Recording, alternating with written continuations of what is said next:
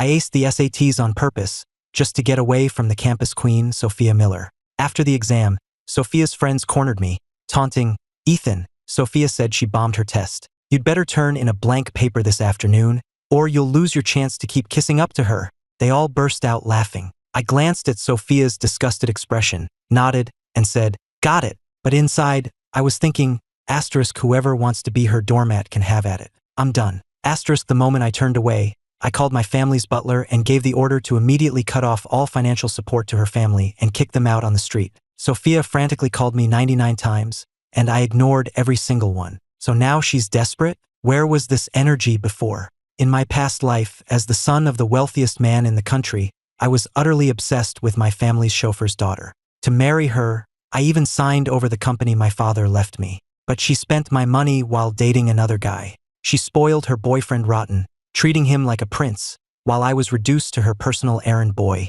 On the day of her wedding, I called her, desperate to borrow money for a doctor's visit, but her words were brutal. "These years of you clinging to me have been a living nightmare. Ethan, just do everyone a favor and die." As I lay dying, the woman holding me in her arms, I finally realized that Chloe Sterling, the heiress from New York's high society I had once pushed away, had been waiting for me the entire time. When I opened my eyes again, I was back in my senior year of high school. That year, I was napping at my desk when the manipulative Sophia woke me up. "Ryan's stomach is upset. Hurry up and buy him some antacids, then go to the cafeteria and get him lunch.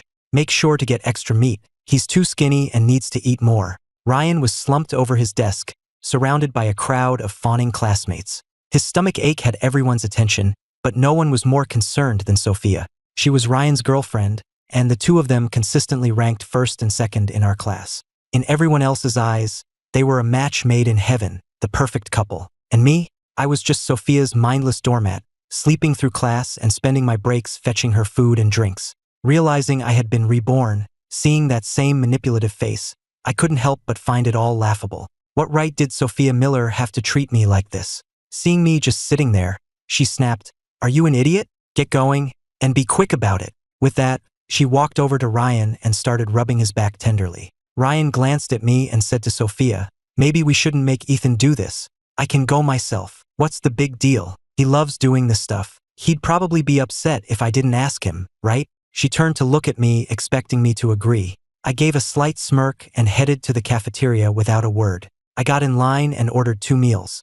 A student next to me chuckled. "Getting lunch for Queen Sophia again, huh? Too bad she's into Ryan, someone on her level. She'd never go for a guy like you." I asked, confused. "What kind of guy is that?" He sneered. "Aren't you just the help's son? You think riding to school with the young miss every day means you'll actually get to marry her? Get real. A dumb, worthless guy like you will only ever be her family's servant, washing her clothes, sweeping her floors, and changing her kids' diapers." I shot back, furious. "Did Sophia tell you I'm a servant's son? The only reason she was even in the car that drove me to and from school was because I liked her and made a special exception. But now, in everyone's eyes, Sophia was the rich heiress, and I was the chauffeur's kid." Hearing my question, the guy rolled his eyes. "What do you think? Now hurry up and get the miss her lunch before it gets cold." He started laughing again, and soon everyone around us was laughing too, mocking my pathetic devotion and my delusional fantasies. The bell rang for the end of lunch. I saw Sophia leaving the cafeteria, but instead of going back to class, I sat down on a bench by the flower beds and ate both meals myself. I couldn't even remember the last time I'd eaten a proper meal. In my past life, I was so broke I couldn't afford anything decent, always scrounging for leftover vegetables at the market after it closed. Meat was an impossible luxury. Finishing both portions barely took the edge off my hunger. By the time I got back to the classroom, the late bell had already rung. Sophia saw me walk in and demanded angrily, "Where have you been? And where's the medicine?" "What medicine?" I asked, my voice cold, completely devoid of the warmth I usually had for her. Sophia stared at me, exasperated. "The antacids for Ryan. I told you his stomach was hurting. Are you deaf? You can't even handle one simple task." I glanced over at the pale-faced Ryan. What am I to Ryan? Why should I be the one buying him medicine? Ryan's family wasn't well off, and ever since he started dating Sophia, she'd been incredibly generous to him. Every time my dad gave me something nice, Sophia would end up giving it to Ryan. Even the watch on his wrist right now used to be mine. These two used my credit cards, spent my money, and enjoyed all the perks of my life, yet they treated me like their personal servant. Sophia snapped, Fine, Ethan, have it your way. You just want to cause a scene, don't you? But if you keep this up, don't blame me when I ignore you. You'll come crawling back, begging for my forgiveness. I stared at Sophia, her words striking me as absurd. What could I possibly need your forgiveness for? What did I do wrong? Seeing me actually talk back to Sophia, the other students started to stare. What was happening? Had their resident doormat finally grown a spine? Sophia was taken aback for a second. She looked at me, remembering all the times I'd pleaded with her, and issued a warning. If you've got such an attitude, then don't even think about riding home with me this afternoon. I just nodded. Fine by me. I walked over to my desk and sat down, acting as if I hadn't quite heard her, though I'd already agreed. Ryan's desk mate, Jessica, saw the whole thing and stood up to play the hero. Seriously, Ethan, what is your problem? She just asked you to buy some medicine, and you couldn't even do that? Can't you see Ryan is sick? I shot her a cold look. In that case, you're free to go buy it yourself. Jessica retorted indignantly. That's your job. Why should I have to do it? My job? I'm not related to Ryan. Why is it my job? Jessica pointed at me. You're a servant in the campus queen's house.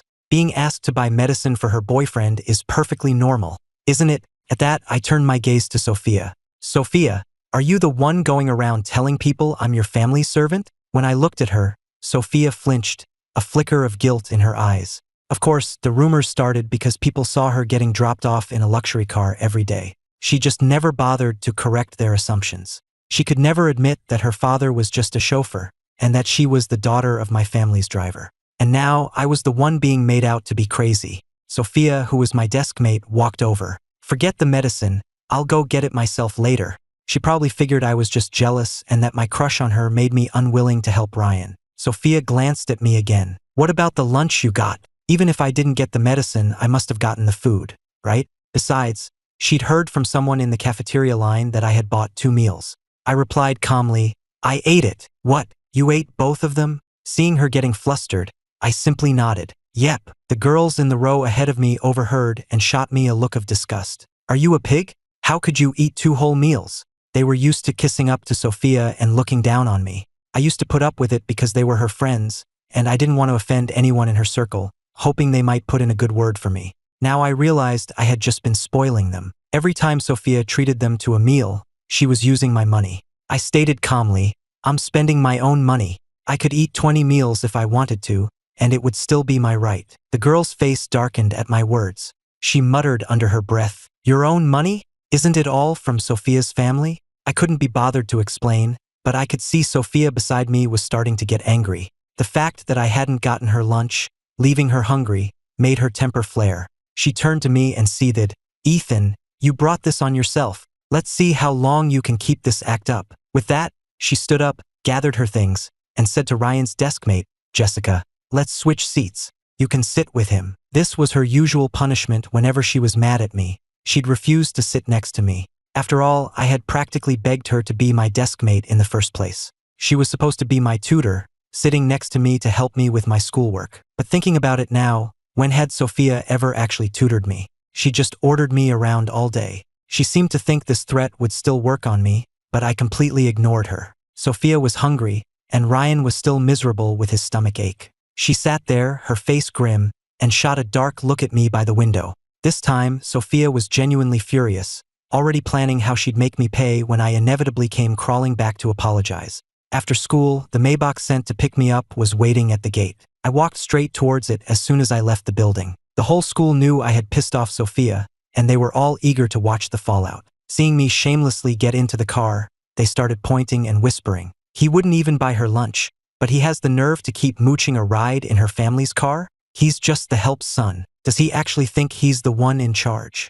Sophia isn't even here yet, and he just gets in? Sophia is just too nice. If it were me, I'd have fired an arrogant servant's son like that on the spot. I heard their taunts but couldn't be bothered to respond. Once inside, I told the driver, let's go. The driver glanced back. But Miss Miller isn't here yet. We should wait. Sometimes Sophia would be late because of student council, and I would always wait for her. I had expected a long wait today as well, so my immediate order to leave surprised him. Seeing the driver disobey me and even defend Sophia, I found it laughable. Mr. Miller, my father has one son. Since when does the Carter family have a miss? Did you and Sophia have a fight? Mr. Miller asked, concerned. Don't worry, young master. I'll have a word with her when I get home. That won't be necessary, I said. Just drive. I don't want to ride with her, and I don't want to see her again. Mr. Miller hesitated, not following my order. He knew perfectly well how scared I was of his daughter. I never dared to talk back to her. He figured that even if he ignored me, the worst that would happen is Sophia would chew me out a little. Convinced that I would one day inherit the family fortune and that it would all belong to his daughter, the driver had stopped acting like an employee and started putting on airs, like he was already my father-in-law. Are you going to drive, or not? I demanded, my brow furrowed. The truth was, my dad had wanted to fire him ages ago after hearing he had a gambling problem. My father didn't feel safe with someone like that around. But I was an idiot back then. I defended him, thinking that if he stayed, Sophia could stay close to my family. I said all sorts of good things about him, even claiming he treated me exceptionally well. That's the only reason he still had his job. And now, he wouldn't even listen to me, his employer's son. They're here, he announced. Seeing Sophia at the gate, Mr. Miller quickly got out of the car to greet them. Sophia was helping Ryan as they walked to the car. Mr. Miller opened the door, and Sophia started to guide Ryan inside. Because of my crush on Sophia, I had always let Ryan ride with us just so she would come along. The driver would always have to drop Ryan off first before taking us home. He even had to get up extra early to pick Ryan up in the mornings. Before Ryan could get in, I spoke up. I thought you said you weren't riding home with me. Why are you getting in my car? The students watching couldn't help but start criticizing me. What's wrong with Ethan? That's clearly Sophia's car. Exactly. Why is he acting like he owns the place? Yeah, they're already being nice enough to let him ride, and now he's trying to keep her out. As everyone chattered, Sophia stared at me, her expression stiff. She couldn't understand what had gotten into me. I wasn't even taking the easy way out she was offering. Do you have to be this way? I'm not even mad about lunch anymore. I've decided to forgive you. Ethan, are you really going to drag this out? I said, I don't need your forgiveness. Find your own way home. Just don't ride with me. I'm begging you. Sophia's face went from pale to flushed. She knew her whole rich girl persona depended on being seen with me. If she didn't get in this car, her cover would be blown. She simply reached over, pulled me right out of the car, and then helped Ryan get in. Sophia, don't you think that's going too far? I had to admit, she had finally gotten under my skin. I'd forgotten so many details from my past life, but seeing her audacious behavior now, I couldn't imagine how I'd ever tolerated it, let alone thought she was wonderful. Sophia ignored me, clearly having no intention of reasoning with me. She just ordered her dad,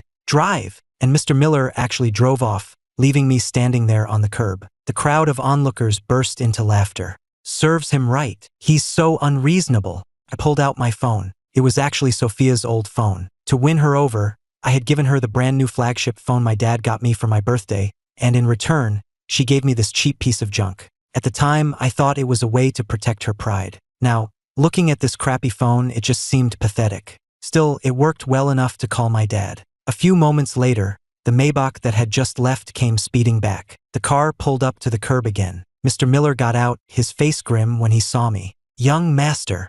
He had clearly been chewed out. Please ask those two to exit the vehicle. I don't want to share a car with them. Mr. Miller looked towards the car, where Sophia was already helping Ryan get out. Ryan hadn't expected this turn of events either. He looked at me, his face pale. Ethan, it's fine if you have a problem with me, but you don't need to take it out on Sophia. She's always been good to you, hasn't she? Sophia stopped him. Don't bother talking to him. Once they were both out, I got into the car. Before we drove off, I rolled down the window, gave Sophia a little wave, and said with a smile, goodbye. Mr. Miller glanced at me in the rearview mirror, clearly surprised by how ruthless I was being. He couldn't help but try to smooth things over. Young master, arguments happen. Don't be angry.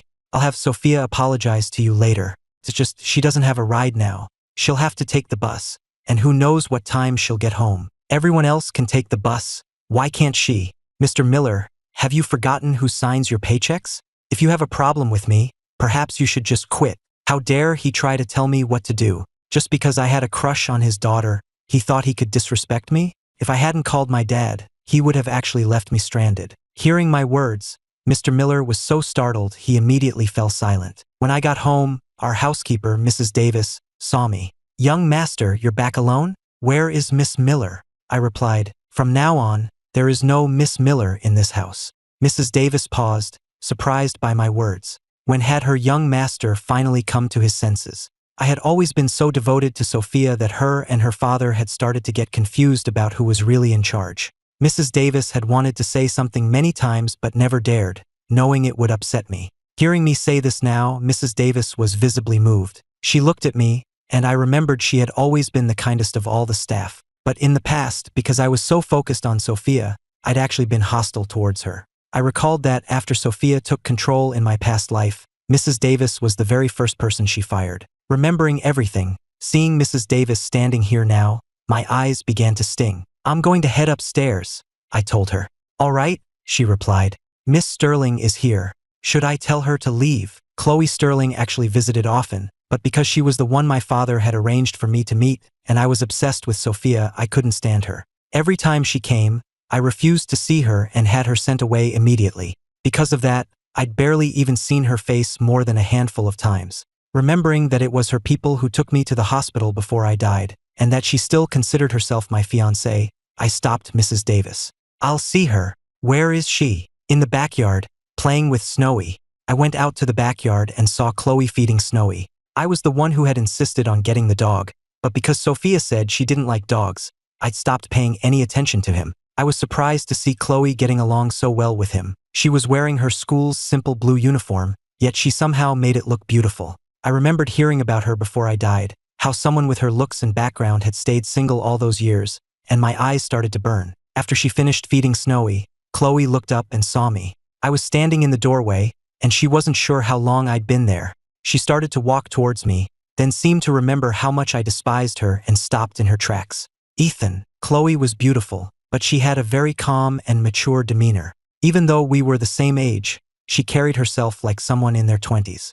As for her academics, she was always ranked #1 in the state. She was the person Sophia resented the most. Sophia always claimed the only reason Chloe was so successful was because her family provided her with endless resources. She insisted that if she had the same advantages, she would be even better than Chloe. Every time Chloe's grades were posted, Sophia would get upset, and her attitude had rubbed off on me, making me treat Chloe like an enemy. But thinking about it now, we had never even spoken. How could she have possibly done anything to offend me? Seeing her now, I struggled to keep my emotions in check and asked, "Did you need something?" "I just came to see how you were," Chloe replied. When I didn't respond, she added tactfully, "I know you don't want to see me.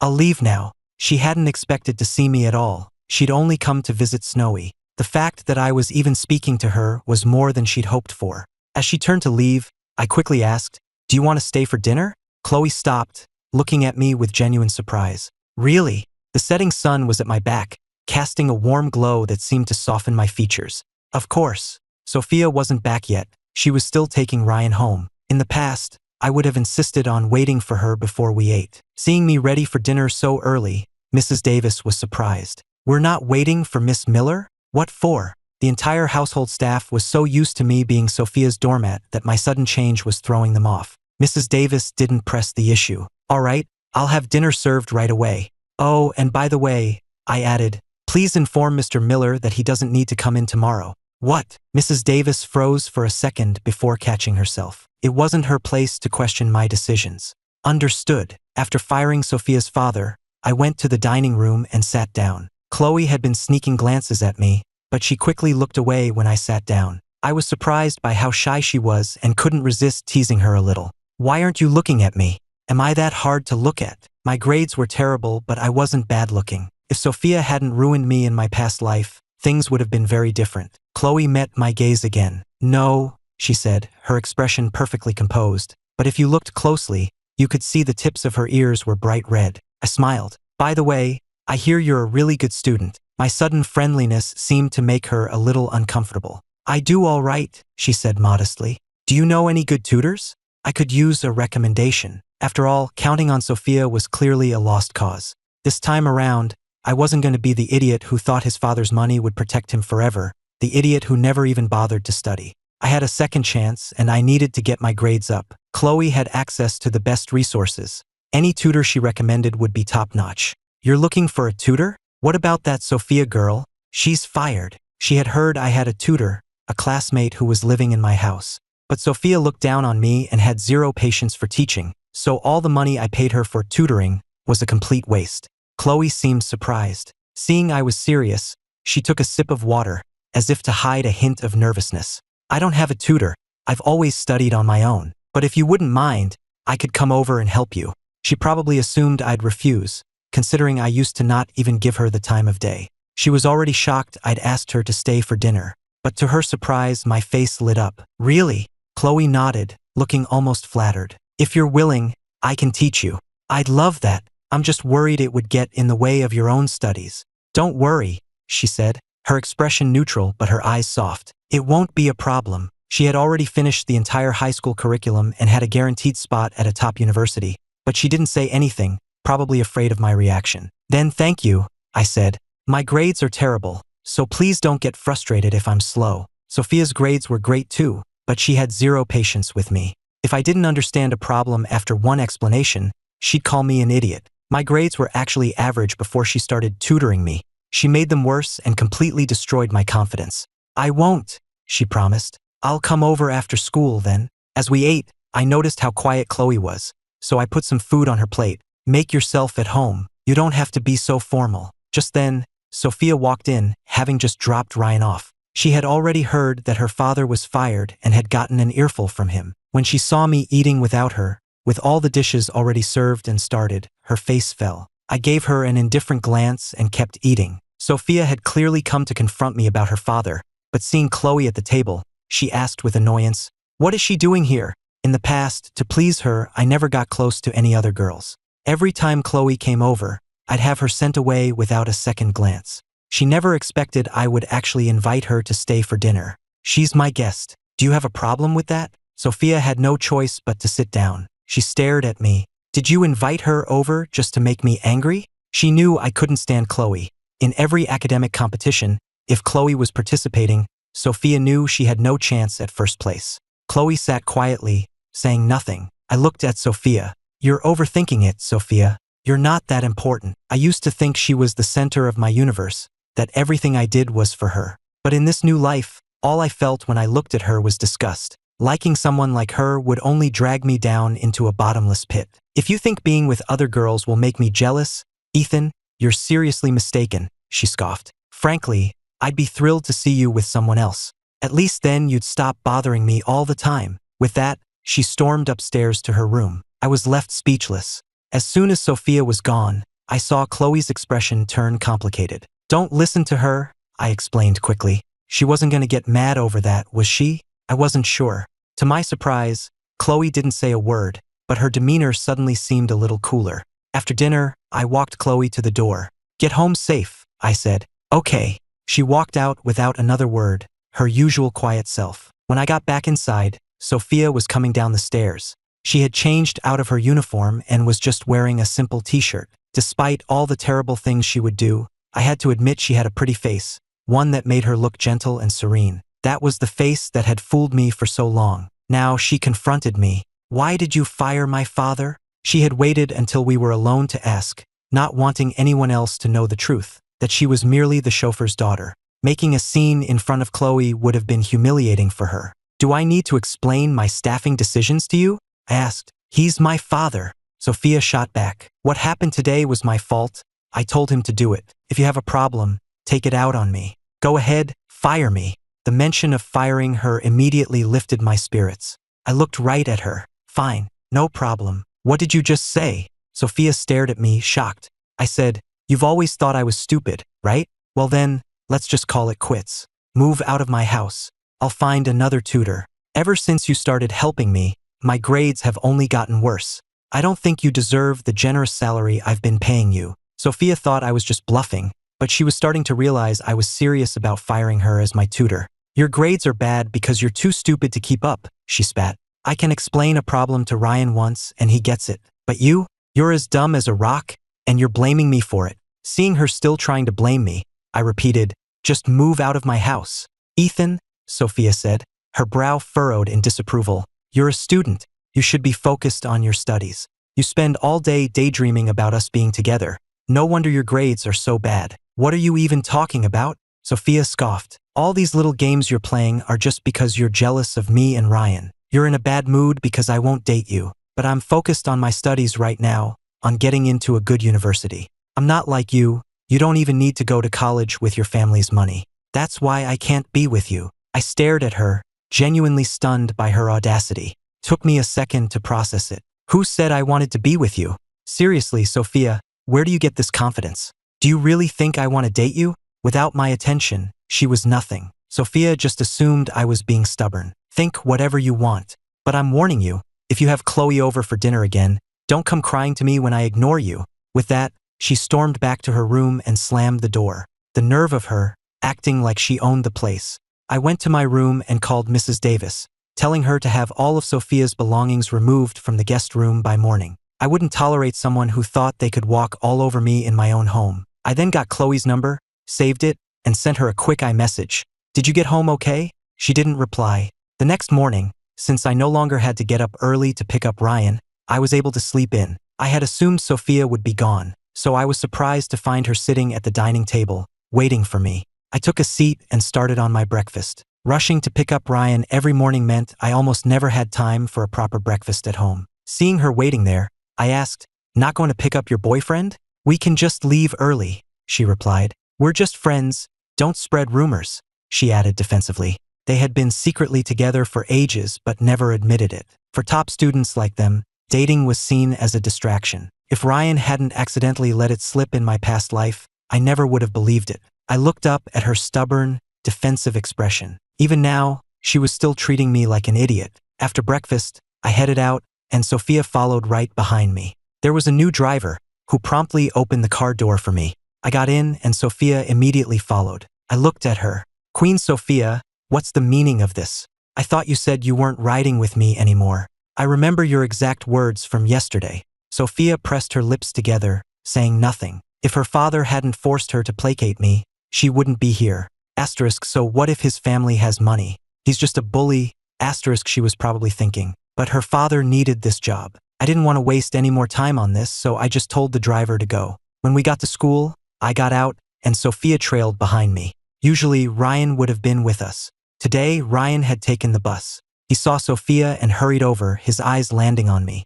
After the scene I'd made yesterday, he couldn't figure me out. How could a mere servant's son dare to be so arrogant to Sophia? Seeing Sophia and me arrive together, he asked, "Did you two make up?" I ignored them both and walked straight into the school. Sophia watched me go, a slight frown on her face as I paid her no attention. She turned to Ryan and said, "There's nothing to argue about with him." Ryan said, "Still, you're too nice, letting a servant's son walk all over you like that. Now people are starting to gossip that Ethan's the real heir." Sophia replied, "Don't worry about what they think. My dad and Ethan's father are on good terms, and he asked me to look out for Ethan. I can't just ignore him, can I?" "Okay." Hearing that she was only doing it because of her father, Ryan felt a bit relieved. When I got to the classroom, Leo was already there, blocking my path to my seat. "Move," I said. Leo glanced at me. "You've got some nerve. Yesterday you just abandoned Sophia and Ryan and drove off by yourself." I looked at Leo and let out a small laugh. "It's my car. I have the right to decide who rides in it. What's it to you? Who are you, anyway?" My confident tone made everyone around us curious. "Are you saying that Maybach is yours?" someone asked. "What do you think?" I replied, glancing at them. Leo just laughed. "You? Ethan, we all know who you are. Are you really trying to play the rich kid? Do you think you have the right? I heard that driver is your dad, and your whole family works for the Millers. Sophia is just too nice to hold it against you, otherwise she would have had you all fired ages ago. But you shouldn't push your luck." Leo was good friends with Ryan, and Ryan was always with Sophia. Hearing him say this, everyone believed him. Just then, Sophia and Ryan appeared in the classroom doorway. Sophia's expression was stiff. Leo's words weren't just an attack on me, they were an insult to her. She walked over and told Leo, "Go back to your seat." Leo shot Sophia a helpless look, clearly sensing her displeasure, and moved out of the way. Sophia sat down next to me again. I didn't react. I truly didn't care what she did anymore. She was a teacher's pet with great social skills, so no one would question her for switching seats. Leo, now sitting next to Ryan, grumbled, "Ryan, what's with Sophia? Ethan is walking all over her, but she's still protecting him, even moving to sit with him." Ryan explained, "Her dad asked her to look after Ethan. It's nothing more than that, don't read into it." "Oh, so that's it," Leo said. "No wonder Ethan's so smug, even claiming that car is his. Sophia's phone looks expensive, and the gifts she gives you aren't cheap. Then you look at Ethan, his phone is a piece of junk like mine. Who'd believe he's some rich kid? I snuck a look at my phone. Chloe had finally replied to my iMessage from last night. It was a single letter, K. It seemed so cold. I remembered how friendly she had been yesterday, but her attitude seemed to have chilled overnight. I'd sent the message last night, and she was only just now replying. Sophia, sitting beside me, glanced over and saw the name on my screen was still Chloe. She frowned. On the surface, nothing had changed, but since yesterday, she felt like I was a completely different person. I pulled out my phone again and messaged Chloe. So are you still coming to tutor me this afternoon? She replied with another single letter, K. As long as she was coming, that's all that mattered. I put the matter out of my mind. I was incredibly focused during class. At lunchtime, Ryan came over, and he and Sophia headed downstairs to eat. Sophia couldn't help but glance at me as she left. Aren't you going to lunch? My focus today seemed to amaze her. I hadn't even dozed off once. I was still busy organizing my notes. It was almost funny. The old me, whose brain was occupied only by her, was now actually studying. Seeing me still working after the bell, Sophia asked her question again out of curiosity. I acted as if I hadn't heard her, completely ignoring her. Ryan glanced at her and said, "If Ethan's not coming, let's just go. We can bring something back for him." "Don't bother," I said, rejecting Ryan's offer. Ryan was a good guy, at least that's how everyone saw him. Even when people made fun of him behind his back, he always maintained a positive attitude. But I didn't want to be indebted to anyone. I neatly packed up my things, stood up, and left without them. As they walked, Ryan asked Sophia, "What's his deal? He's ignoring you. What did you do to him?" Sophia was just as confused. She wanted to know too. Normally, no matter how cold she was, I'd follow her around like a lost puppy. But starting yesterday, even though she hadn't done anything different, I was acting this way. It was baffling. Ryan then asked, "By the way, are you going to invite him to your birthday party this weekend?" It was Sophia's birthday this week. Last year, her party was at the Regent Grand. I had booked the venue, arranged everything, and had her invite the whole class. The party cost a fortune. Everyone who went raved about it, considering it an honor to be invited. This year was supposed to be the same. I had already made all the arrangements days ago. If I hadn't threatened to fire her, Sophia wouldn't be worried. But after my words yesterday and my coldness today, her mind was racing. If I didn't show up, could she even have the party? Watching my retreating figure, Sophia tried to reassure herself. Asterisk, what am I worried about? Of course he'll come. He wouldn't miss my birthday. Asterisk, maybe he was just being cold to set up some big surprise. At that thought, she relaxed a bit and told Ryan, "He'll definitely be there." "True," Ryan agreed. "He's there every year." That afternoon, Sophia and Ryan had a rehearsal for the school anniversary celebration. I didn't wait for her.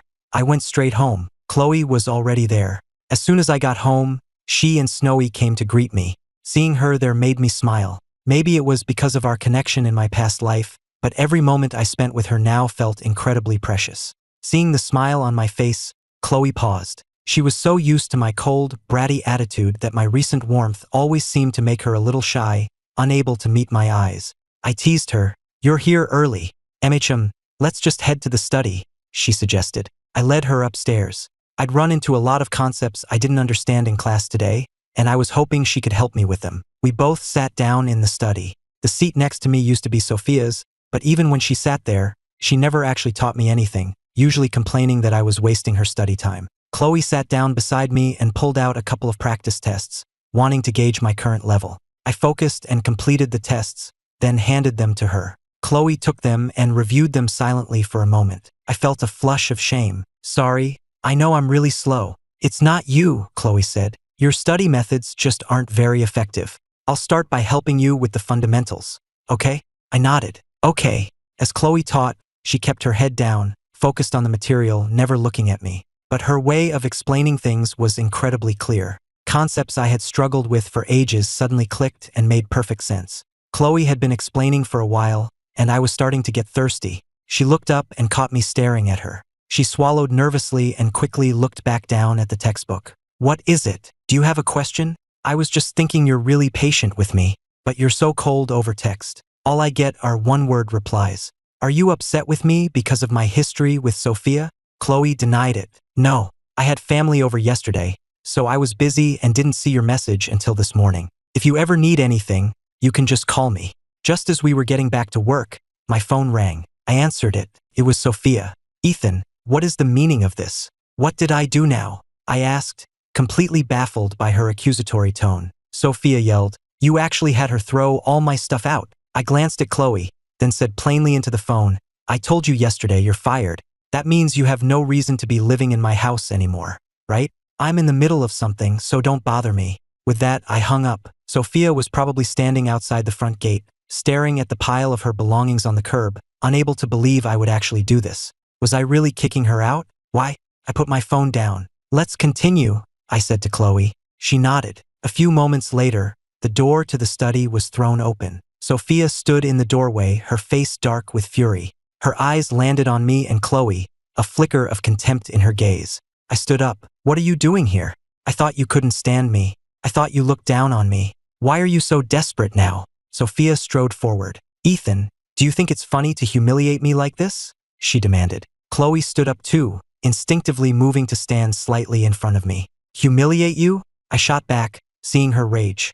"Are you confused? How did I humiliate you?" "Sophia, you're the one who's been humiliating me. I pay for everything in your life, yet you and Ryan are inseparable, and I have to trail behind you both like a servant, waiting on you hand and foot while you treat me like dirt. You don't call that humiliation? Now that I was simply taking back what was mine." She saw it as a personal insult. Sophia's lips tightened. "Don't think bringing someone else into this will pressure me into anything. I will never like you, and I will never date you.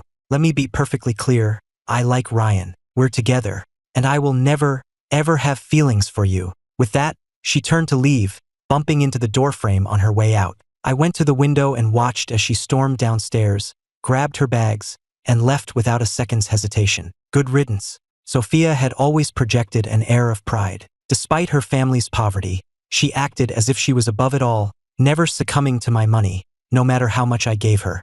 I used to admire that about her. Now it just seemed pathetic. Chloe saw me standing at the window.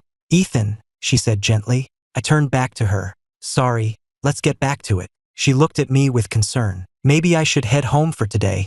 You don't seem to be in a good mood." "No, I'm in a great mood," I insisted. I was just thinking about my past life, about all the stupid things I'd done, not feeling sorry for Sophia at all. In fact, seeing her storm off like that made me happy.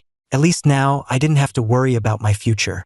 Away from her, I wouldn't get sick, and I wouldn't die a miserable death. "I think I'll go home," Chloe said, turning to leave. I stepped forward and grabbed her hand. She froze, turning back to stare at me. "What's wrong?" I wasn't sure what I was doing, but I wasn't an idiot. I could tell she was upset. Every time Sophia appeared and made a scene, Chloe would instinctively try to pull away from me. My obsession with Sophia had been no secret. I'm sure everyone, including Chloe, believed I was still in love with her. And it was true, I really had been once. If it weren't for my tragic end in that past life, I might never have woken up. Seeing Chloe looking at me now, I let go of her hand. "Are you free on Saturday? I was thinking of getting dinner at the Regent Grand. Want to come?" The food at the Regent Grand was incredible. After starving in my past life, all I wanted now was to enjoy good food. Before, I would have definitely taken Sophia, but now I wanted to take Chloe. Besides, she was the one my father had arranged for me to marry. As long as I didn't screw things up, we would likely get married after graduation. I used to think my dad was disrespecting my choices, but looking back, Chloe was just as beautiful as Sophia, if not more so, with an even better figure. With her looks and her family background, if she was interested in me, I was definitely the one getting the better end of the deal. Chloe asked, "You're not going with her?" She was talking about Sophia. I countered, "So you want me to be with her? You want me to go back to avoiding you like I used to?" "Of course not," Chloe replied immediately. "Then it's a date," I said. "See you Saturday." I was running a little late on Saturday afternoon. As I walked into the hotel, I saw a bunch of my classmates by the entrance, all dressed up. When Leo, Ryan's best friend, saw me, he let out a derisive laugh. "Ethan, you actually have the nerve to show your face here." I frowned. "And why shouldn't I? The owner of the Regent Grand is a good friend of my father's. I'm a VVIP here. I can come whenever I want. The real question is, why wouldn't I be allowed?" Leo sneered. "Sophia hasn't given you the time of day for the past 2 days. Now it's her birthday, and you still have the gall to show up." "Sophia's birthday? Oh right, today was her birthday." I'd been so focused on my studies I'd completely forgotten. I had already arranged everything with the Regent Grand for her 18th birthday. In my past life, I threw her a lavish party there, making her the envy of the entire school. But it was also on that day that I found out she and Ryan were dating. When I confronted her, She was completely unapologetic. Ryan and I like each other. Why can't we be together? Ethan, can you just stop meddling in my life? I got angry and gave her the silent treatment, which lasted all of 2 days before I broke down and apologized first. And it was from that birthday onward that they started dating openly, right in front of my face. Eventually, I became so desperate that I begged Sophia to be with me. To convince her to marry me, I even signed over the company my father had left me. I was such an idiot. Looking at the bustling party now, I had no intention of engaging with them. I had arranged and paid for everything for Sophia's party. Now that I was done with her, she still had the audacity to show up and run up a tab. I was curious to see how she planned to settle the bill. I ignored their taunts and headed for the elevator. I had a reservation with Chloe and wondered if she had arrived yet. As soon as I stepped out of the elevator, I saw Sophia and Ryan chatting happily. She spotted me immediately, her eyes locking onto mine. A smug smile spread across her face as she walked over. "I knew you'd show up," she said, a hint of triumph in her voice. "Didn't you say you weren't coming? Don't think that just because you're here, I'll forgive you for what you did. I'm still mad at you, Ethan." She always did this, using her supposed anger to make me give in. I looked at her and smirked. "Can I help you? Aren't you here for my birthday party?" Sophia asked. "Why would I be? You didn't invite me, did you? With so many of your friends here, I'm sure you won't miss me." "Ethan, what are you trying to say?" Sophia asked, her voice laced with irritation. She thought I was just being stubborn, trying to ruin her birthday by making her angry. Just then, the restaurant manager approached me.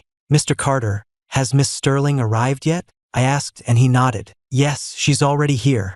Please show me the way, thank you." "Of course." The manager began to lead me to Chloe's table, but Sophia followed me. "Ethan, are you done with your little tantrum?" She couldn't believe I was still going to see Chloe. Was she being too nice? I glanced back at her. "I'm not the one making a scene. You are. You told me to stop bothering you, that I was annoying. So now that I'm not, what's your problem? Your boyfriend is waiting for you." I glanced over at Ryan, who looked like he wanted to follow but thought better of it. He had never seen Sophia act so desperately towards me before. Of course, I knew exactly why she was doing it. It wasn't me she couldn't let go of. It was my money. She had never liked me, but she had no problem enjoying all the things I provided. She would always refuse my gifts verbally, but she never failed to accept them. Now that I was ignoring her, she was panicking. After all the build-up for this party, how could she let it fall apart? "If this is about me and Ryan," Sophia said, "I can distance myself from him. If I do that, will you stop this?" For the first time ever, she was actually backing down. It just showed how desperate she was to save this party. It made sense. If she didn't care so much about her image, she wouldn't have built up this whole rich girl persona at school or invited so many people in the first place. So, she was afraid of being embarrassed after all. After seeing her act so high and mighty for so long, watching her compromise just for a party was fascinating. I nodded. "I know it's your birthday, and we wouldn't want to ruin the mood for everyone, right?" I then turned to the manager. "I previously booked the Emerald Ballroom under the name Sophia Miller."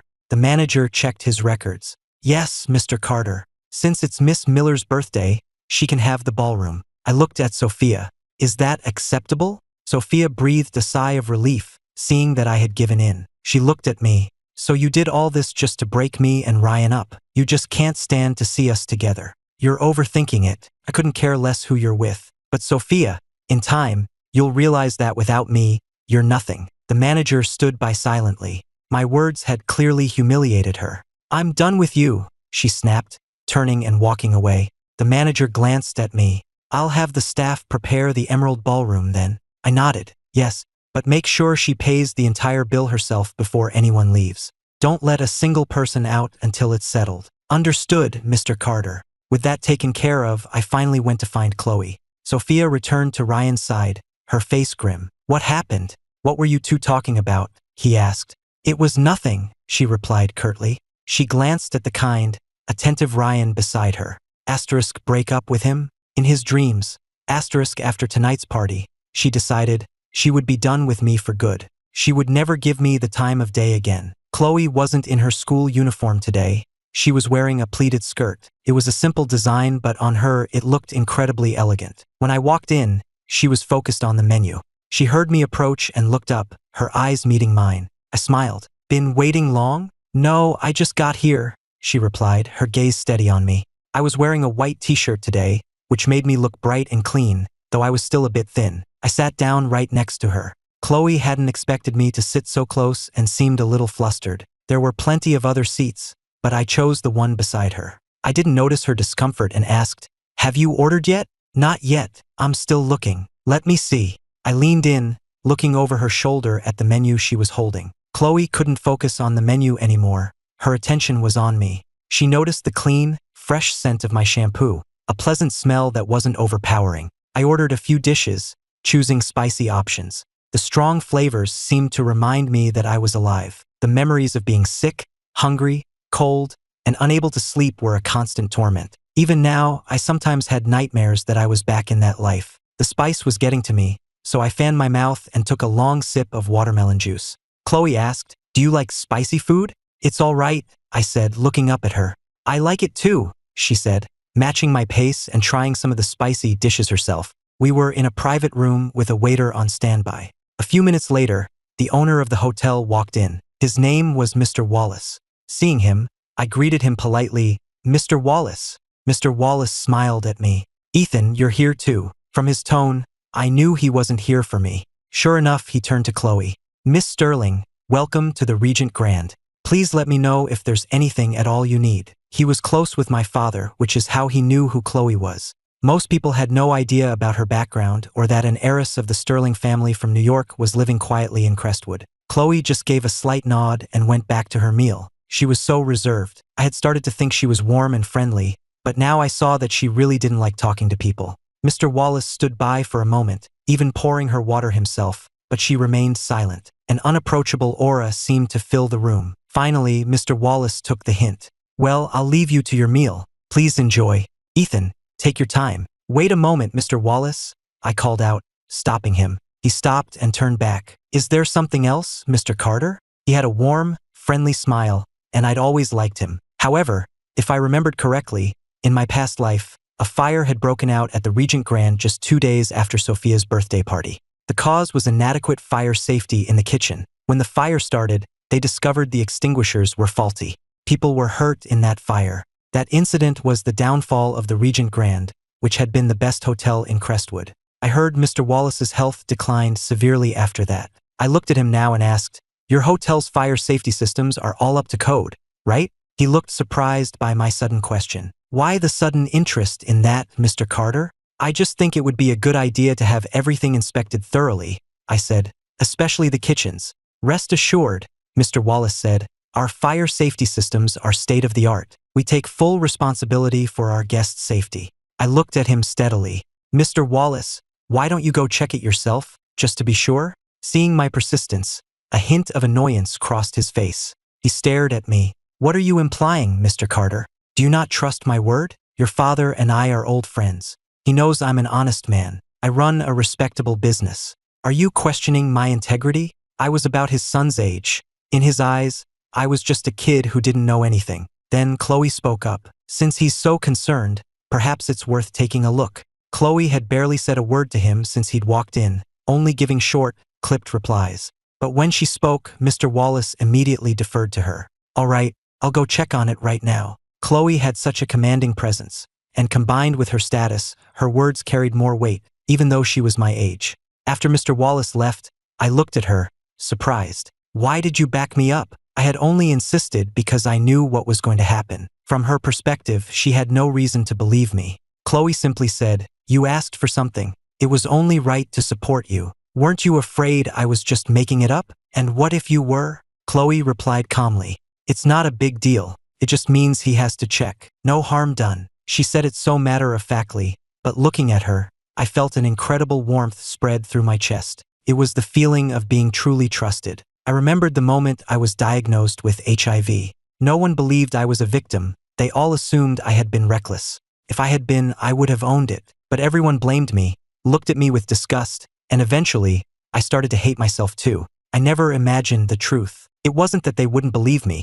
It was that Sophia had intentionally arranged for me to be stuck with a contaminated needle. She wanted an excuse to get out of marrying me. Only the person who sets you up truly knows how innocent you are. Chloe and I had a long dinner. We didn't leave after the main course, ordering dessert instead. I had even brought my homework, so we worked on it together, with her explaining the problems I was stuck on. We ended up staying until late into the evening. When Sophia's birthday party finally ended and her guests tried to leave, they were all stopped. Sophia hadn't paid the bill. She called me. I ignored it the first time. Chloe watched me from across the table. Not going to answer? I know who it is, I said, letting it ring. I finally picked up after she called 2 more times. Ethan, what is the meaning of this? Sophia's voice was practically screaming with rage. The angrier she got, the better I felt. I might be done with her, but I still had to get my revenge for my past life. Couldn't let it go. I smirked. Queen Sophia, what's wrong? Why so angry? Get over here and pay this bill, Sophia hissed, lowering her voice. Don't make a scene. She had planned to walk away from this party and never speak to me again. She never expected I'd be waiting for this. Now she was stuck with no money to pay, and all her guests were being held there, staring at her. I said, that's strange. It's your birthday, but I wasn't even at your party. Why should I pay? Why don't you just ask your friends to split the bill? You're all so close, and you're always treating them to things. I'm sure they wouldn't mind. I used to give Sophia a massive allowance every month, and she took it without a second thought, claiming it was her tutoring fee. She was very generous with it, always treating her friends, which made everyone think she was rich and eager to be in her circle. But it was all my money. Ethan, do you have to be this way? Sophia pleaded. What do you want from me? Just tell me and I'll do it. Just come pay this bill. I replied, if you're asking for a favor, you should at least sound like you're asking for a favor. Don't you think? I could hear her let out a frustrated sigh over the phone. She was furious that I wasn't unconditionally at her beck and call anymore. I smiled. Not willing? Fine. Then I'm hanging up. I'm begging you, Sophia finally choked out, her teeth clenched. The hotel staff had them completely blocked off. I hung up, stood, and told Chloe, I'll be right back. I walked down the hall to the Emerald Ballroom. All the party guests were still inside, unable to leave. Everyone was staring at Sophia, waiting for her to pay, and the atmosphere was incredibly awkward. She was trapped, forced to endure their stares. The manager came over as soon as I appeared. Mr. Carter, he said respectfully. I looked around at the crowd, all dressed to the nines. They had all been so arrogant this afternoon, but that arrogance was long gone now. After all, there's nothing more humiliating than being trapped because you can't pay the bill. I smiled. What's wrong, everyone? Isn't this Queen Sophia's birthday party? You all don't look very happy. I made a point of looking at Sophia. Her expression was darker than anyone's. Ryan stood awkwardly to the side, looking completely lost. The manager explained, this Miss Miller has not yet settled her bill. I am simply asking them to do so. I said casually, I see. Well, that's no big deal. No need for all this drama. They're my classmates. I'll take care of the bill tonight. I handed my black card to the manager, who took it to process the payment. The expressions on everyone's faces turned complicated. Sophia was celebrating her birthday, but she had to call me to pay the bill? What was going on? Couldn't she afford it herself? Sophia's face burned with humiliation. She stared at me, realizing I hadn't come to save her. I had come to embarrass her, to expose her to everyone as a fraud who depended on my money. I could have handled this quietly, but instead, I was making a public spectacle of it, swiping my card in front of everyone. He's insane, she must have thought. A moment later, the manager returned with my card and the receipt. All set, Mr. Carter. Here is your bill. I glanced at the bill and deliberately read the total aloud. $86,000. Wow. Happy birthday, Sophia. I'll cover it for you this year, but don't expect it again. After all, I can afford to support you, but I can't be expected to support your boyfriend too, can I? I finished and glanced over at Ryan. He was standing right there, his face turning an ashen gray. What was happening? All of Sophia's money came from Ethan? Wasn't she a rich heiress? The scene was a stunning reversal for everyone. Leo stepped forward. Ethan, what are you talking about? Just because Sophia lets you hold her money doesn't make it yours. You're just her family's servant's kid, helping her manage it. What are you so smug about? Does your family let the servants manage their finances? I asked Leo with a slight smile. Since you're so sure I'm the servant's son, let me set the record straight. I'm not. Her father was my family's chauffeur. The one who left me at the school gate to drive her and Ryan home. He's been fired, by the way. If you don't believe me, feel free to ask Sophia. I turned to look at Sophia. Queen Sophia, what do you say? She glared at me, her eyes filled with bitter resentment. In her entire life, no matter how poor she'd been, she had never suffered such a public humiliation. Now, everyone was laughing at her, but she couldn't say a word. She knew I could easily cancel the payment and leave her stranded again. She ignored me, turned, and walked out. Ryan, having witnessed the entire spectacle, quickly followed her out. The situation was unbearable, but he had no choice but to leave. Earlier today, he had been so proud, bragging to his friends that he was dating Sophia. He thought that dating a rich heiress would make him the envy of the school. He never imagined she was just the chauffeur's daughter. Why had she pretended to be rich all this time? After they had both gone, I glanced at the remaining guests. Well, that's all. You're all free to go. Be safe on your way home. It's getting late. One by one, they all filed out of the ballroom. I watched them go before leaving the ballroom myself. The manager escorted me to the elevators.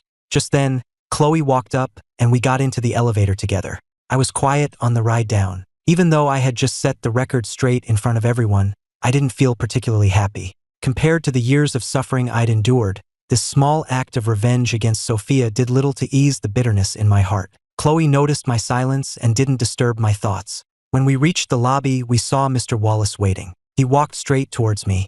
Ethan, this time he was here for me, not Chloe. Mr. Wallace, I said politely. He grabbed my hand. Ethan, thank you. You saved us. If it weren't for you, we would have had a disaster on our hands. I went to check myself and found so many issues caused by my cousin's negligence. I've already sent him packing. I felt a wave of relief. I'm glad I could help. He then asked curiously, how did you know there was a problem with our fire safety systems? The question caught me off guard. I had to come up with a quick excuse. I had a dream about it last night. Mr. Wallace laughed at my answer. All right, I won't press you. By the way, I had some gifts prepared for you both. He gestured to his assistant, who brought over 2 small gift bags. Thank you again. If you ever need anything, don't hesitate to ask. He would clearly remember this favor. Mr. Wallace walked us to the entrance, where Chloe's car was already waiting. I sat in the car, staring out the window. The streets were mostly empty of pedestrians, but there was still a bit of traffic. I remembered how talkative Chloe and I used to be, but tonight, the silence was heavy. Chloe didn't break the silence. She was probably thinking about how I had predicted the fire safety issue at the hotel. Logically, there was no way I should have known about it. She had also heard about what happened in the Emerald Ballroom. Today was Sophia's birthday, and instead of being with her, I had spent the entire evening with Chloe. Not only that, I had ended up publicly humiliating Sophia. It was clear I wanted to be done with her for good. So why, she must have wondered, did I look so dejected now? In truth, my melancholy only lasted a moment. I knew I had been reborn, that I had a second chance at everything. As long as I didn't repeat the stupid mistakes of my past, I could fix it all. The thought was exhausting, and I quickly felt drowsy. Studying so hard every day had left me perpetually tired. Before I knew it, I had leaned over and fallen asleep on Chloe's shoulder. Chloe instantly froze, not daring to move. By the time we reached my house, her arm was probably sore, but she didn't shift, afraid of waking me. She just sat there, perfectly still. Miss, we've arrived, the driver said. Chloe looked out the window, then back at my face, hesitating. The driver had already gotten out and was waiting by the door, but Chloe never woke me. I stirred when I felt the car stop, blinking myself awake and glancing out the window. Realizing I was home, I looked over at Chloe. She was sitting there quietly, not even daring to meet my eyes. I rubbed my stiff neck and sat up straight. We're here. Chloe gave a small nod. Why didn't you wake me? You were sleeping so soundly, she said, her face as impassive as ever. But as I looked at her, I noticed the tips of her ears were pink. I knew she was shy, but I hadn't realized just how much. Chloe. She looked at me when I said her name. Are you scared of me? I asked. No, she said, but you never look at me. When we're together, you act like you can't stand me. Chloe cleared her throat. I'm just not used to being this close to anyone. Am I the first? I couldn't help but smile. Then why don't you push me away? As if to prove she wasn't just following my lead, Chloe changed the subject. Why did you and Sophia break up? I thought you were in love with her. Her question caught me off guard. I stared out at the empty street. I just realized I don't like her anymore. It's nothing, I said. I'm heading in. I had just stepped out of the car when the main gate to our estate swung open, and my father, Mr. Carter, walked out. The sight of him made my face light up. Dad, you're back. My father was always busy with work, so I was usually home alone. We had plenty of staff, but few of them could ever rein me in. Even my own father spoiled me, rarely disciplining me, content as long as I was happy. Those were the most carefree days of my life. In my past life, though, he had tried to warn me off Sophia, but I wouldn't listen. Seeing him now, my heart filled with warmth. Standing in front of him, a long-suppressed feeling of being wronged washed over me. I threw my arms around him and burst into tears. You only let your guard down around the people you're closest to. My father, seeing me return so late, had initially put on a stern face, trying to assert some parental authority. But my sudden tears threw him into a panic. He softened immediately, patting my shoulder. What's wrong, son? Who bullied you? Was it that Sophia girl? I heard you fired her and her father. I held him tighter. It's nothing. I just missed you. You silly kid. Usually when I call, you complain that I'm bothering you. He then noticed the car. By the way, is that the Sterling's car? I turned and saw that Chloe had gotten out of the car and was standing by the gate. I felt embarrassed that she had seen me crying. Chloe dropped me off, I told my father. We went out for dinner. My dad looked at me surprised. The last time he had mentioned the arranged engagement, I had been vehemently against it, swearing I would never have anything to do with Chloe Sterling. And now we were spending time together. Though he didn't know what had caused this change, my father was pleased. Chloe, why don't you come in for a bit? He offered. Hello, Mr. Carter, Chloe replied politely. I should get going. I'll head home for tonight. She glanced at me one last time before getting into the car and driving away. I followed my father inside. Was it Chloe who upset you? He asked, seeing my red-rimmed eyes. I shook my head. No, she's been great to me. I sat on the sofa, my father's gaze still on me. He looked so young. Of course, he wasn't old when he died in my past life, but my memory of him was of a much older, wearier man. My father questioned me for a while longer, and only relaxed after he was sure Sophia hadn't bullied me. The next morning, I had just woken up when Mrs. Davis informed me that Sophia was here. The events of last night replayed in my mind. We had well and truly burned that bridge. Sophia had to know that I was done indulging her. I was surprised she had the nerve to show up. When I went downstairs, I saw it wasn't just her. Her father was with her. Mr. Miller was sitting on the sofa, speaking to my father.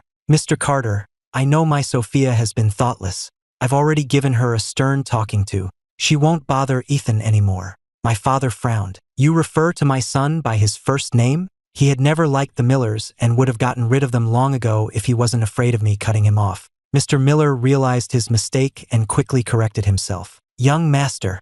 I meant young master. When he saw me coming down the stairs, his attention shifted to me. Young master, good morning. I've brought Sophia here today to apologize.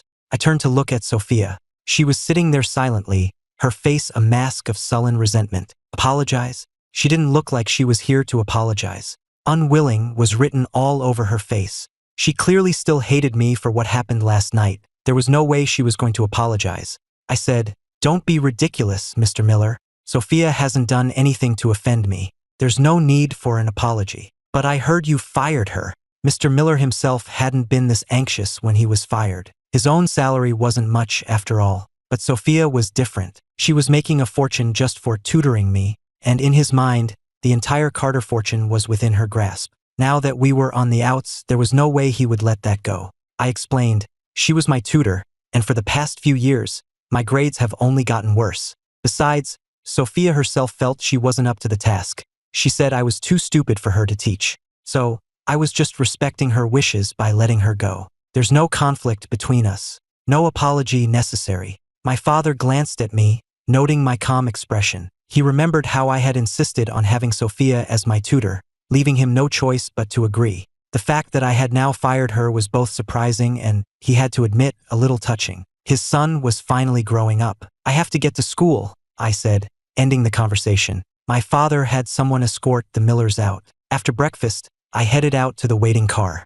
As the car pulled out of the driveway, I saw Sophia and her father still standing by the gate. Gone was the deferential man from our living room. Mr. Miller raised his hand and slapped his daughter hard across the face. I knew Sophia's story. Her father was a compulsive gambler, and her mother had run off, unable to take it anymore, leaving Sophia behind. She had grown up with him, borrowing money from relatives just to stay in school. As she got older, she had to fend for herself. The fact that she could still excel in her studies, always ranking first in the school, was remarkable. It was why I had felt so sorry for her, why I had taken such special care of her, giving her the best of everything just to make her life easier.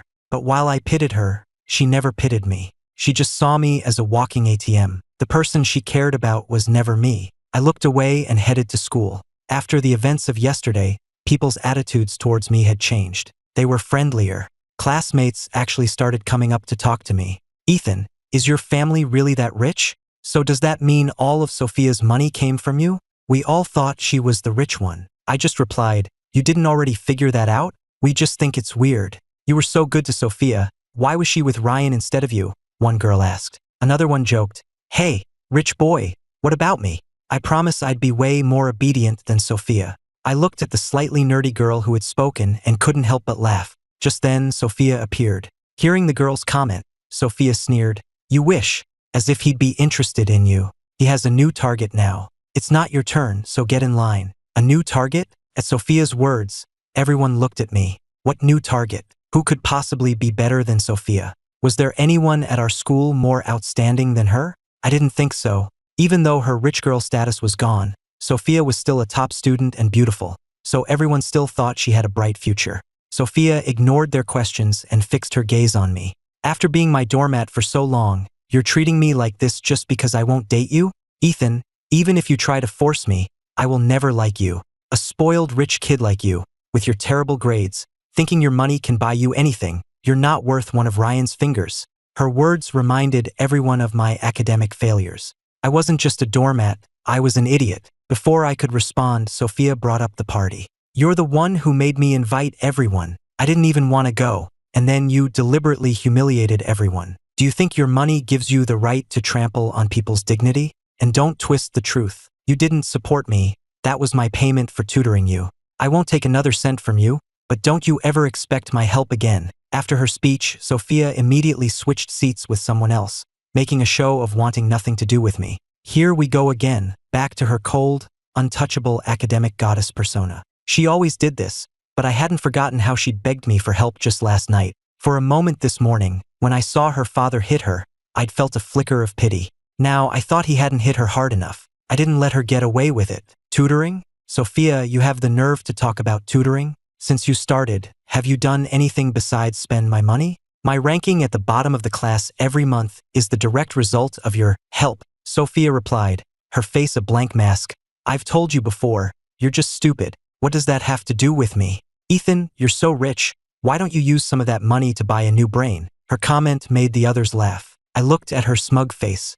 Are you sure I'm the stupid one? Or is it that your teaching methods are garbage? Sophia thought of Chloe, knowing I had a new tutor. She snorted. Fine. In that case, let's see your score on the next major test. You don't have to do much. If you can improve your class rank by just 100 places, I'll admit I was the problem. She wanted to see if Chloe could really teach me. My brain, in her opinion, was useless. Deal, I said, looking right at her. The fact that she only challenged me to improve by 100 places showed just how little she thought of me. Seeing that I'd agreed, Sophia announced to the class, you all heard him. If he improves his rank by 100 places on the next test, I'll run a 10K. Whoa! The class erupted in excited murmurs. All eyes on Sophia. Leo turned to me. Since Sophia's running a 10K, you should too if you lose. But can you even run that far, Ethan? If you're going to chicken out, just admit defeat now. I looked at them and said, fine. Improving by 100 places isn't that hard, especially after studying with Chloe for the past few days. Her teaching style was so clear, and I could already feel myself improving, so I agreed without hesitation. It would be good motivation. A clear goal gives you drive. When I agreed, Sophia let out a small laugh. Idiot, she muttered and sat down. She couldn't believe I'd actually taken the bet. She knew my academic level better than anyone. When she tutored me, I was always completely lost. She was already looking forward to watching me suffer through that 10K run. Just as the bet was made, Ryan walked in. He had been standing in the doorway and had heard everything. He had been down all night, but now he had come to a realization. Sophia was not only a top student and beautiful, but even if she was poor, she was hardworking and ambitious. Wasn't that 100 times better than a useless rich kid like me? He was sure she would be successful on her own merits one day. He wasn't losing out by being with her. With that thought, he walked over to her.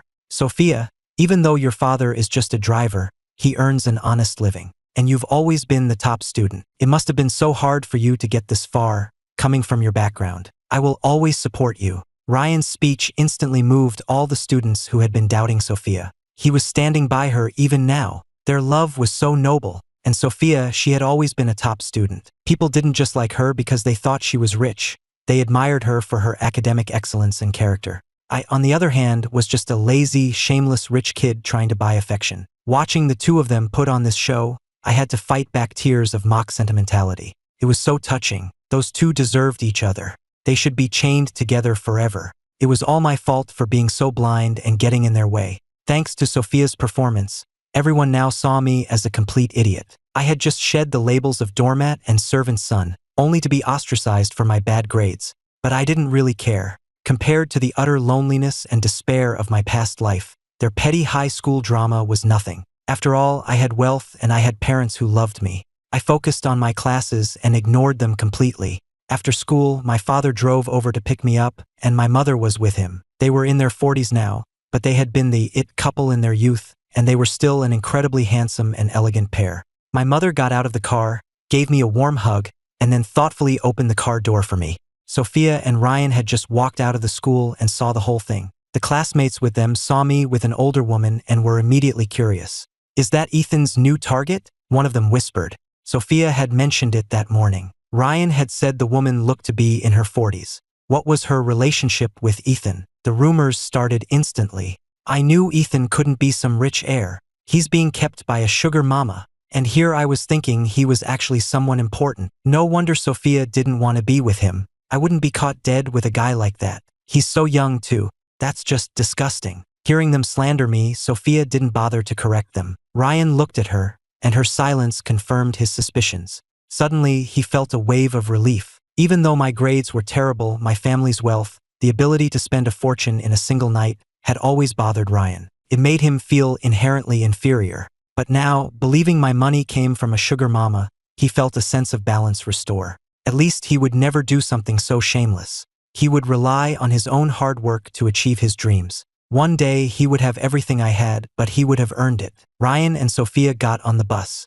"I'm not going your way today," Sophia told him. Now that she couldn't earn money tutoring me, she had found a part-time job. Her father's gambling debts were piling up, and he used to take most of her money. Now she had to find a way to support herself. "Okay," Ryan said. "My parents took me to get a new phone, and then we went out for a nice dinner. When we got to the restaurant, Chloe was already there. Chloe was living in Crestwood with her uncle, Mr. Sterling, who was a good friend of my father's. This dinner was the first formal meeting between our families. My father had wanted to arrange it for a long time, but I had always fiercely objected, as I only had eyes for Sophia. The fact that I was willing to come tonight filled my father with relief. His son was finally growing up, finally listening to him. He and Chloe's uncle had a great time catching up during the meal. I sat next to Chloe and told her about the bet I'd made, about improving my rank by 100 places. When I finished, she didn't say much, just a quiet acknowledgement. I couldn't read her expression. "Do you think I was being reckless? That it's too much pressure." She looked at me. "No. So you think I have a chance? I mean, I've been understanding everything you've taught me." "Don't worry," Chloe said, looking at me intently. "Just leave it to me. And you're very smart. You're not stupid like some people say." The some people she was referring to was obviously Sophia. She hadn't said anything at the time, but she had remembered Sophia calling me stupid. I smiled, relieved. "Well, if you say so, I guess I'll be troubling you a lot for the next few weeks." "It's no trouble." As we were talking, I suddenly realized the rest of the table had gone silent. I looked up and saw my father and Chloe's uncle both watching us, which made me feel a little awkward. "Dad, why are you staring?" "It's nothing," he said, smiling. "You too, please continue." My father went back to his conversation with Mr. Sterling, but I could tell he was pleased. Our relationship really did seem good. Even though he had arranged this match himself, he probably felt like his son was being stolen away. After dinner, my father and Mr. Sterling still had business to discuss, so Chloe and I left first. We didn't go home, finding a nearby coffee shop instead. I went up to order some ice cream, and when I came back, I sat down next to Chloe and we went back to discussing my homework. My mind was completely focused on my studies. After all, running a 10K would probably kill me. "Here you go." The server brought our order over. I looked up and saw that the person in the uniform was none other than Sophia. I stared at her, surprised. "What are you doing here?" Sophia shot me a cold glare. "I should be asking you that. Did you find out I work here and come just to mess with me?" Even though I was acting cold, Sophia was convinced I was still obsessed with her and that this was just another ploy to get her attention. Otherwise, how could it be a coincidence that I showed up at her new part-time job? "You're overthinking it," I said. "It's a complete coincidence." Sophia glanced at Chloe, then turned and walked away without another word, clearly not wanting to waste any more time on us. Seeing her walk away with that same arrogant air, I couldn't understand what she had to be so proud of. I turned and offered the ice cream to Chloe, but she shook her head. "You have it," she said. She reached for my backpack and stood up, ready to leave with me. I had planned on staying a bit longer, but running into Sophia had completely ruined the mood. For the next 2 weeks, I studied like a man possessed. Chloe came to my house to tutor me almost every day, and my understanding of the material improved dramatically. But every time Sophia saw me studying so intently, she couldn't resist making a sarcastic comment. She would lean over from her desk. "Ethan, if you're having second thoughts, it's not too late to give up. Just don't come crying when the test scores are posted." "You're distracting me?" I said, frowning as I put in my earbuds to block her out. When the big test was finally over, I felt a huge sense of relief and rushed home, feeling great. The scores weren't out yet, but I was confident I had done well. Chloe was already in the backyard, sipping tea while keeping Snowy company. The dog was getting chubbier. I walked over, gave Snowy a hug, and said to Chloe, "You're here early today." Chloe looked up at me. "I'm always here early." "I'm just curious," I said. "Don't you have any extracurriculars or anything at school?" Sophia was a top student too, and she and Ryan were always busy with something. But Chloe seemed to have a lot more free time. She was always here before I got home. "I have a more flexible schedule," Chloe explained. "They don't micromanage me." "Huh? So no school clubs or anything?" "I don't usually join them, not even student government," she said with a shake of her head. "I'll do competitions sometimes, but that's about it." "Why not?" "It's not very interesting," she said. "And the teachers agree it's kind of an unfair advantage. It can be demoralizing for the other students." "But I feel like I've seen you in a lot of competitions," I said. "Sophia used to complain that you were at every competition she entered, always taking first place from her. That's why she hates you so much." Chloe just took a quiet sip of her tea.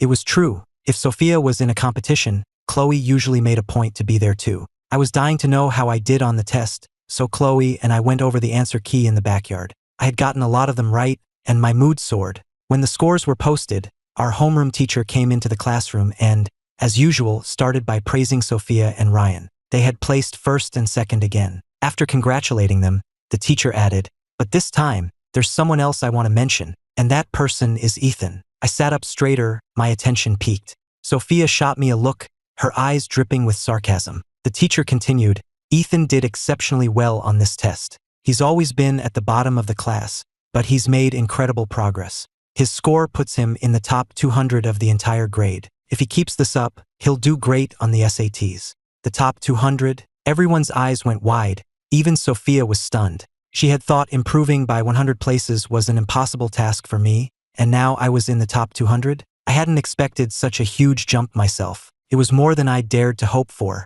Maybe it was because I had suffered so much in my past life that I no longer had any interest in slacking off. I was completely focused.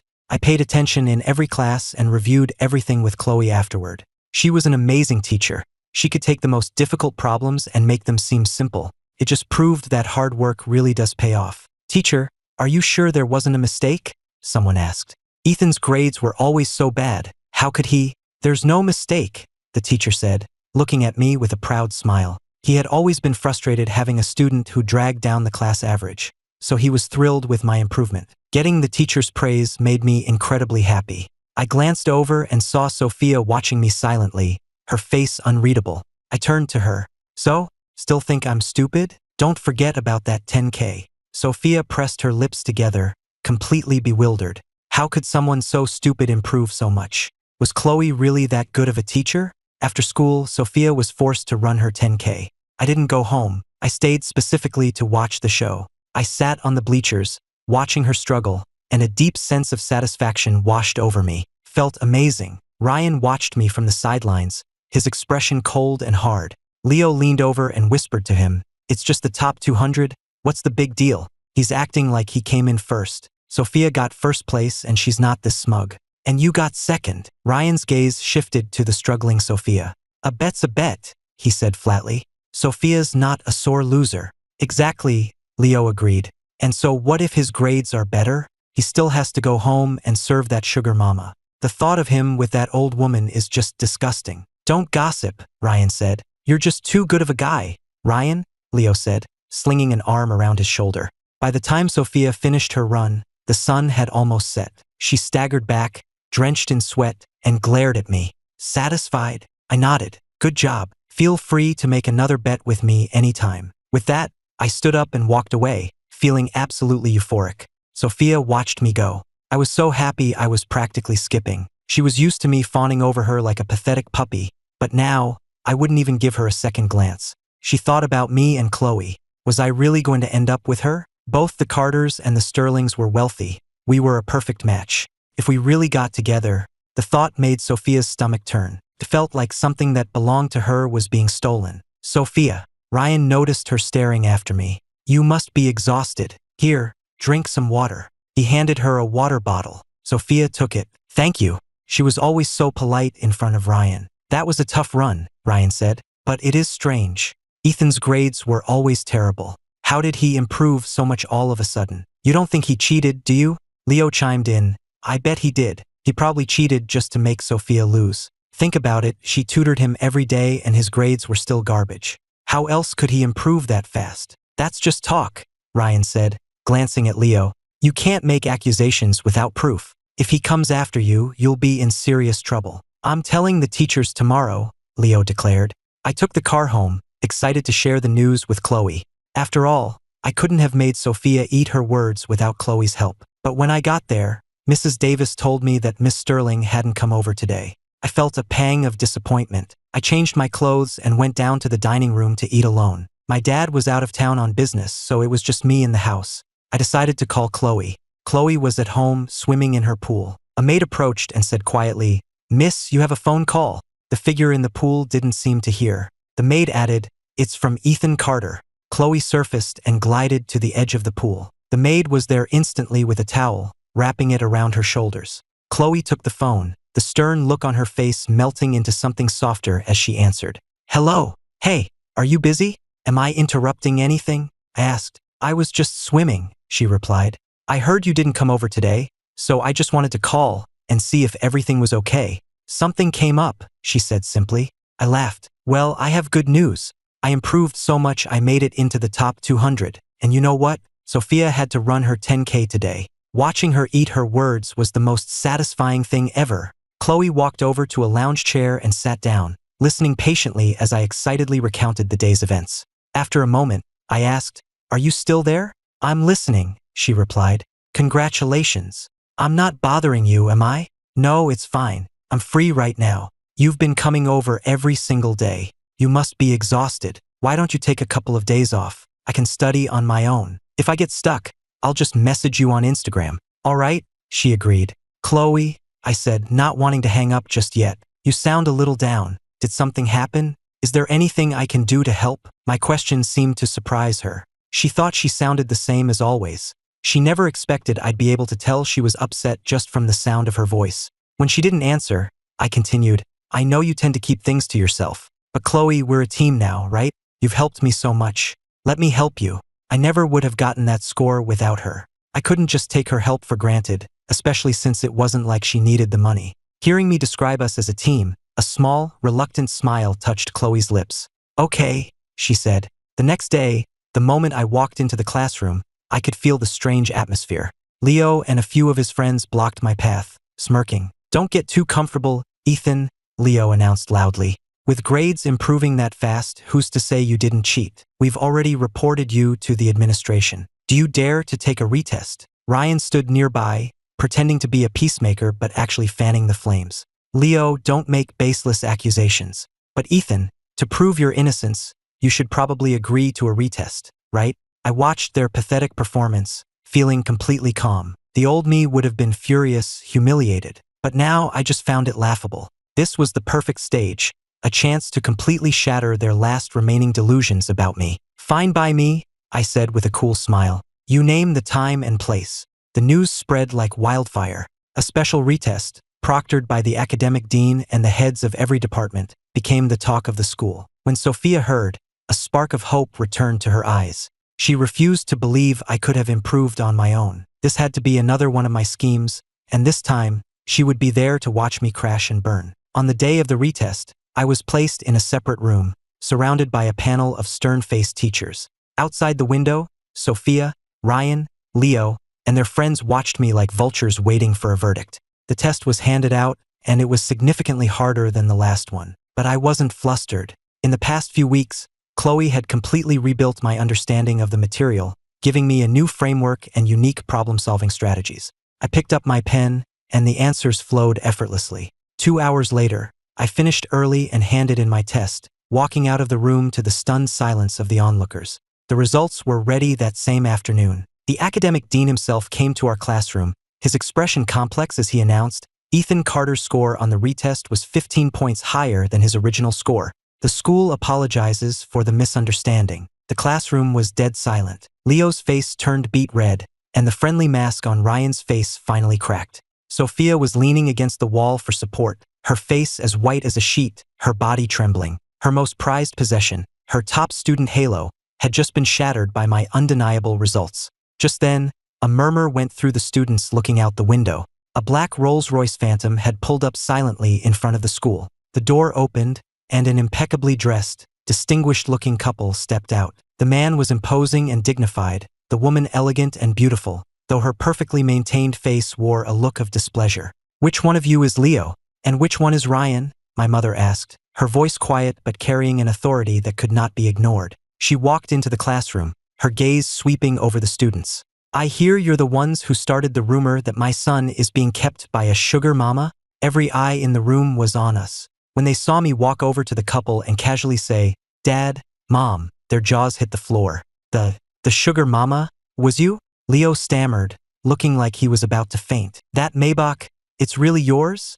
another student asked, their voice trembling. My father snorted, his sharp gaze sweeping over Ryan and Sophia. "Does a Carter need to mooch a ride from a chauffeur?" "Sophia, I was lenient with you because your father worked for me. But not only were you ungrateful, you allowed others to slander my son. A testament to your fine upbringing." The truth hit the room like a bomb. The billionaire's son, the cheating scandal, the chauffeur's daughter, the sugar mama rumors.